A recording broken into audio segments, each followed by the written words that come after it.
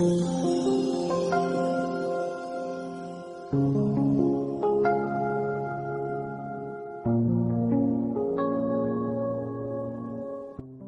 reading from the book of Exodus. A certain man of the house of Levi married a Levite woman, who conceived and bore a son. Seeing that he was a goodly child, she hid him for 3 months. When she could hide him no longer, she took a papyrus basket, dabbed it in bitumen and pitch, and putting the child in it, placed it among the reeds on the riverbank. His sister stationed herself at a distance to find out what would happen to him. Pharaoh's daughter came down to the river to bathe, while her maids walked along the riverbank. Noticing the basket among the reeds, she sent her handmaid to fetch it. On opening it, she looked, and lo, there was a baby boy crying. She was moved with pity for him and said, "It is one of the Hebrews' children." Then his sister asked Pharaoh's daughter, "Shall I go and call one of the Hebrew women to nurse the child for you?" "Yes, do so," she answered. So the maiden went and called the child's own mother. Pharaoh's daughter said to her, "Take this child and nurse it for me, and I will repay you." The woman therefore took the child and nursed it. When the child grew, she brought him to Pharaoh's daughter, who adopted him as her son and called him Moses, for she said, "I drew him out of the water." On one occasion after Moses had grown up, when he visited his kinsmen and witnessed their forced labor, he saw an Egyptian striking a Hebrew, one of his own kinsmen. Looking about and seeing no one, he slew the Egyptian and hid him in the sand. The next day he went out again, and now 2 Hebrews were fighting. So he asked the culprit, "Why are you striking your fellow Hebrew?" But the culprit replied, "Who has appointed you ruler and judge over us? Are you thinking of killing me as you killed the Egyptian?" Then Moses became afraid and thought, "The affair must certainly be known." Pharaoh too heard of the affair and sought to put Moses to death. But Moses fled from him and stayed in the land of Midian. The word of the Lord. The responsorial psalm. The response is, "Turn to the Lord in your need, and you will live." I am sunk in the abysmal swamp, where there is no foothold, and I have reached the watery depths. The flood overwhelms me. Turn to the Lord in your need, and you will live. But I pray to you, O Lord, for the time of your favor, O God. In your great kindness answer me with your constant help. Turn to the Lord in your need, and you will live. But I am afflicted and in pain. Let your saving help, O God, protect me. I will praise the name of God in song, and I will glorify him with thanksgiving. Turn to the Lord in your need, and you will live. See, you lowly ones, and be glad. You who seek God, may your hearts revive. For the Lord hears the poor, and his own who are in bonds he spurns not.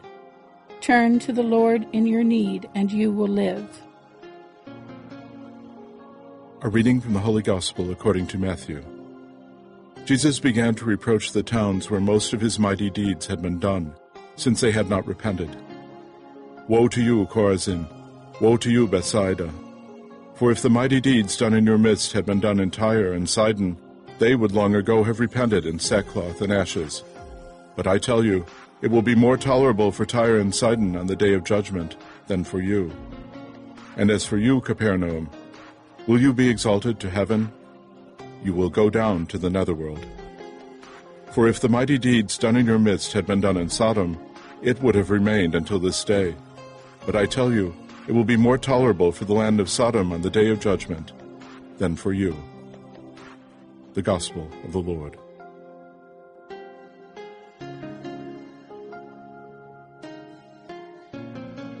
The first reading comes from Exodus 2, 1-15a. Yesterday we heard about how the Pharaoh of Egypt had begun to persecute the Jewish people. Now we hear about Moses, who is a Jewish boy whom his parents want to protect. So they place him in a basket, throw him in the river, and they arrange that Pharaoh's daughter would be able to see him. In fact, Pharaoh's daughter sees him, and not only sees him, but adopts him. And in a great irony, he calls over the Jewish girl, Moses' his sister, who's been standing nearby, tells her to call a wet nurse, and the wet nurse chosen is Moses' own mother. So Moses is said to be a Jewish child. Now, interestingly enough, his name is very, very Egyptian. The word Moses really doesn't mean drawn out from the water. It means a follower of. And we have various Egyptian kings who had that as part of their name. For example, the king Ra Moses, which was shortened to Ramses. That simply means a follower of Ra. Tut Moses, a follower of Tut, one of the Egyptian gods. And so the name Moses was really a part of a name. It's interesting that they don't mention which Egyptian god he's a follower of. Probably because he's not a follower of any of them. He's a follower of the unknown God, whom we will eventually hear has the name Yahweh. Well, Moses, when he grows up, sees an Egyptian man beating up a slave, and so he defends that slave by killing the Egyptian.